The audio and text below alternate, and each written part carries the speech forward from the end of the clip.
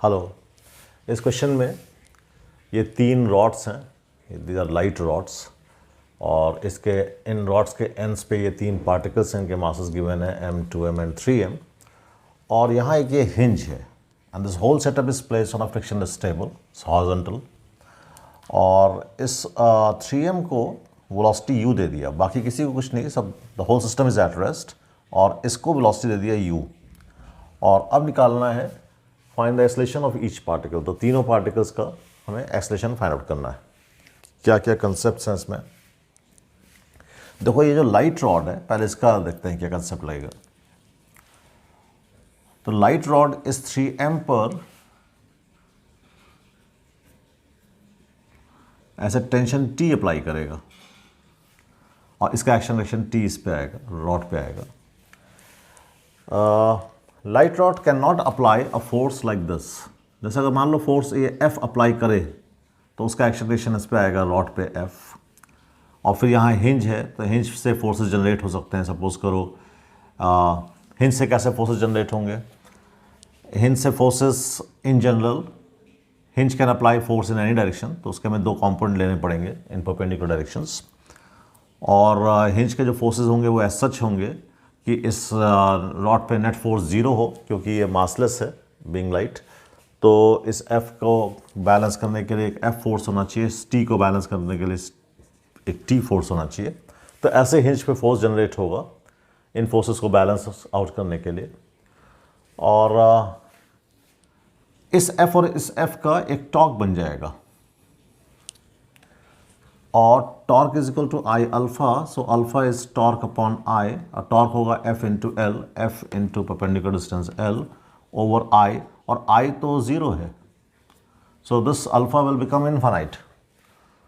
तो अगर ये इनफाइनाइट नहीं है तो ऊपर भी फिर 0 होना चाहिए। अगर अल्फा इनफाइनाइट नहीं है तो 0 upon 0 can be any value, तो this implies F should be 0। तो इस F को 0 होना चाहिए, क्योंकि इसका I 0 है और अल्फा कुछ फाइनाइट है, तो ऐसे कह लो torque is equal to I alpha. तो I तो 0 है, अल्फा कुछ फाइनाइट है, it can not be infinite, तो टॉर्क शुड बी 0 देन। तो टॉर्क तभी 0 होगा जब ये F 0 होगा, so therefore this F will not act. तो फर्स्ट स्टेप तो ये हुआ कि लाइट रॉड है तो it will apply only a tensile force T, जैसे कि एक स्ट्रिंग लगाती। ओके, सिमिलरली सब कॉल इट T1, ऐसा कर लेते हैं। तो फोर्स डायग्राम दिखाने के लिए मैं थोड़ा सा सेपरेट कर दे रहा हूँ, यहाँ पर सेपरेट कर दे रहा हूँ just to draw force diagram. तो यहाँ पर मैंने अभी डिस्कस किया कि ये T फोर्स होगा, तो सपोज इट इज T3, तो इसका action T3, since this rod is light तो इस पर नेट फोर्स 0 होना चाहिए, तो उतना ही T3 इधर आएगा, फिर इसका एक्शन इस हिंज पे आ जाएगा T3। सिमिलरली अगर इस पे T1 फोर्स सपोज कर ले इस मास पे, तो उसका एक्शन रिएक्शन, फिर ये राइट रॉड है तो लाइट रॉड पर जितना फोर्स इधर उतना ही इधर, फिर उसका action reaction and so on. और ऐसे इस पे अगर T2 मान लेते हैं तो T2 ऐसे आएगा। Now this hinge is also massless, it is a light hinge, massless hinge है, it is given in question, it is massless। तो massless hinge पे भी नेट फोर्स 0 होना चाहिए, तो फिर इनका रिजल्टेंट तभी 0 होगा जब T1, T2, T3 इक्वल होंगे। तो एक के बाद एक हम ड्रॉ करते जाएं, T1 फिर T2 और फिर T3, तो जहाँ से चले हैं वहीं पहुँच जाना चाहिए, जैसे कि वेक्टर सम 0 हो जाए, और ये एंगल 120 है तो ढूंढोगे तो ये सब 60 मिलेगा, तो ये इक्विलेटरल ट्रायंगल बन जाएगा, तो इसलिए इक्वेशन आनी चाहिए। तो अब तो ये हो गया कि इस पे जो T लगेगा वही T इस पे लगेगा, वही T इस पे लगेगा, और इन फोर्सेस को देखते हुए जिधर फोर्स होगा उसी तरफ इसका एक्सेलरेशन होगा, जिधर फोर्स होगा उसी तरफ एक्सेलरेशन होगा। तो इसका एक्सेलरेशन मान लेते हैं एक्सेलरेशन ऑफ C, इसका एक्सेलरेशन इस तरफ होगा एक्सेलरेशन ऑफ A, इसका एक्सेलरेशन इस तरफ होगा एक्सेलरेशन ऑफ B, और इस पूरे सिस्टम पर अगर देखा जाए तो कोई बाहर से फोर्स नहीं है। बाहरी फोर्स क्या क्या है? सबके वेट है जो कि टेबल के नॉर्मल से बैलेंस हो जाएगा। तो बाहर से रिजल्टेंट फोर्स 0 होने की वजह से तो इस पूरे सिस्टम का एम ए या summation of M A it should be 0। तो m into acceleration of this a, 2m into acceleration b, 3m into acceleration of c, it is 0। तो एक क्वेश्चन हमारे पास ये आ गई।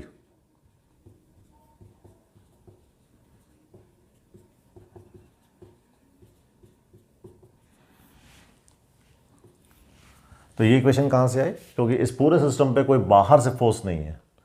All this T's are internal for this whole system. बाहरी forces में weight है सबका जो कि बैलेंस आउट हो रहा है टेबल के नॉर्मल से। ओके तो acceleration of A which is in this direction, acceleration of A plus 2 times acceleration of be in this direction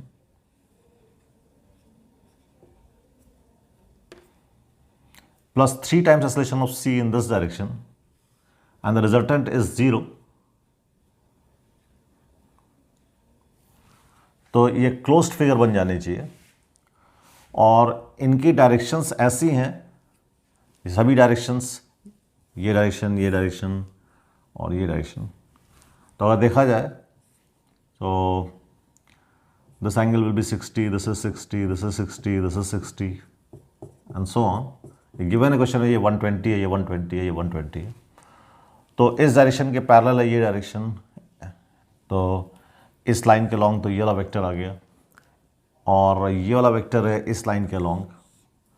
तो ये एंगल 60 यहाँ पे है तो ये 60 यहाँ बनेगा। इसे ढूंढोगे तो ये भी 60 होगा, ये भी 60 होगा। तो ऐसा एक डायग्राम बनेगा। तो चूंकि ये इक्विलेटरल ट्राइंगल है तो न्यूमेरिकली फिर ए ए is equal to 2 times AB is equal to 3 times AC। Okay अब और क्या कर सकता है इसमें, देखो व्हाट नेक्स्ट। तो एक क्वेश्चन तो हमारी ये आ गई। ओके अब देखो C की क्वेश्चन हम लिखने जा रहे हैं। इसको हिंज को मैंने D मान लिया। तो D के रिस्पेक्ट में D के देखो वेलोसिटी हमने सिर्फ c को दिया है, बाकी सब रुका हुआ है इनिशियली बिल्कुल फर्स्ट इंस्टेंट पे। तो ये मूव कर रहा है, ये सब रुके हुए हैं। अच्छा वेलोसिटी सबकी हमें पता है, एक्सेलरेशन किसका किसका पता है। एक्सेलरेशन हम अज्यूम कर लेते हैं, तो हमने अज्यूम कर लिया कि इसका ए है, इसका ए बी इसका ए सी। इसका एक्सेलरेशन भी कुछ अज्यूम कर लेते हैं डी का। D can move in any direction, हम बता नहीं सकते पहले से। तो इसमें तो बता सकते हैं, तो उसमें टी फोर्स लग रहा है तो जिधर फोर्स है उसी तरफ एक्सेलरेशन है। इससे बता सकते हैं जिधर फोर्स है उस तरफ एक्सेलरेशन है, इसमें सिमिलरली। लेकिन इसमें प्रॉब्लम ये है कि इसमें नेट फोर्स 0 है, सभी टी कैंसिल आउट हो रहे हैं और इसका मास भी 0 है। तो no mass no force, so it can move in any direction. तो इसका एक्सेलरेशन फिर हमें अज्यूम करना पड़ेगा। तो सपोज कर लेते हैं इसका एक्सेलरेशन इस डायरेक्शन में कुछ a1 है, इस डायरेक्शन में कुछ a2 है, डी का एक्सेलरेशन। ओके अब बारी बारी से मैं सभी पार्टिकल्स का मोशन डी के रिस्पेक्ट में देख रहा हूं। तो जैसे सपोज करो डी के रिस्पेक्ट में बी का मोशन देखें, तो डी को लगेगा वो रुका हुआ है और बी का एक्सेलरेशन उसको दिखेगा एक्सेलरेशन ऑफ बी, और जो डी के एक्सेलरेशन है उसका opposite relative a1 and a2, ऐसे डी को लगेगा। तो डी को लगेगा कि बी में ये सारे एक्सेलरेशंस हैं और डी को क्या लग रहा है, क्योंकि बी की डिस्टेंस डी से हमेशा सेम है which is the length of this rod, तो डी को लगेगा कि बी का मोशन एक सर्कुलर मोशन है। ओके और सर्कुलर मोशन में सेंटर की तरफ एक्सेलरेशन होता है v²/r। तो चूंकि डी की वेलोसिटी भी इनिशियल वेलोसिटी 0 है, बी की भी 0 है, तो रिलेटिव भी 0 है। तो यहाँ पे सर्कुलर मोशन में यहाँ पे बी की वेलोसिटी 0 है डी के रेस्पेक्ट में, तो v²/r 0 हो गया। तो a2 + ab शुड बी 0।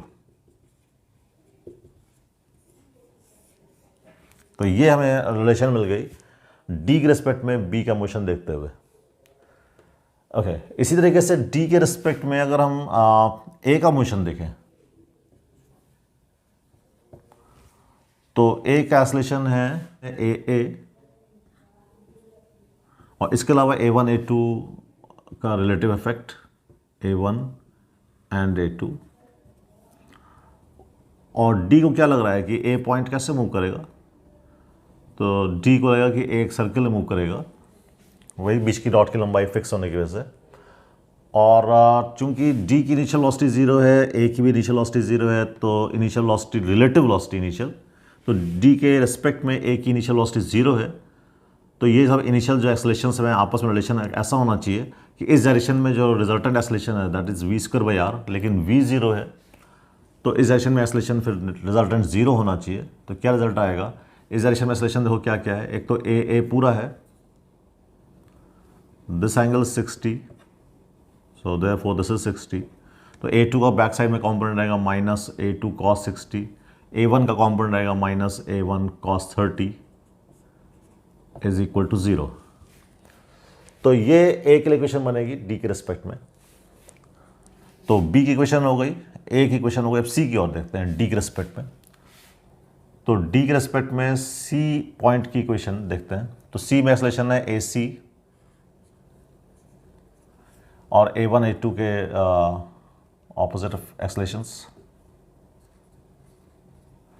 अच्छा, डी की वेलोसिटी 0 है, सी की वेलोसिटी u है, it is given in question, तो रिलेटिव वेलोसिटी इसकी इस डायरेक्शन में u है। तो अब जो सेंटर की तरफ एक्सेलरेशन होगा that should be equal to u square by L. तो सेंटर की तरफ एक्सेलरेशन कितना आएगा, ए सी तो पूरा पूरा आ रहा है, प्लस A1 का कॉम्पोनेंट आएगा, दिस एंगल इज 30, तो A1 cos 30, और A2 कॉम्पोनेंट बैक साइड में जाएगा, ऑपोजिट साइड में जाएगा, तो इसलिए minus A2 cos 60 and this should be equal to u square by L.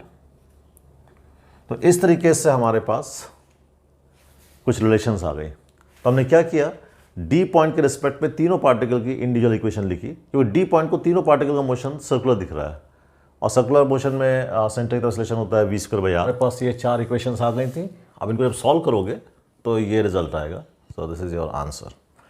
अगर ये क्वेश्चन समझ में आ गया है तो ये ट्राई करो। इसमें क्या है, इसमें एक रिंग है जो कि एक वायर मूव कर सकती है, और इस वायर में इस रिंग को 1 मीटर पर सेकेंड से मूव किया जा रहा है। ये एक वर्टिकल थ्रेड है, किसी इंस्टेंट पे ये वर्टिकल है, और यहाँ पे 2 किलोग्राम का एक पार्टिकल है जिसकी वेलोसिटी उसी इंस्टेंट पे 4 मीटर पर सेकेंड है। तो निकालना है इसी इंस्टेंट पर इस थ्रेड में कितना टेंशन होगा using gravity equal to 10 metre per second square, and see what your answer comes.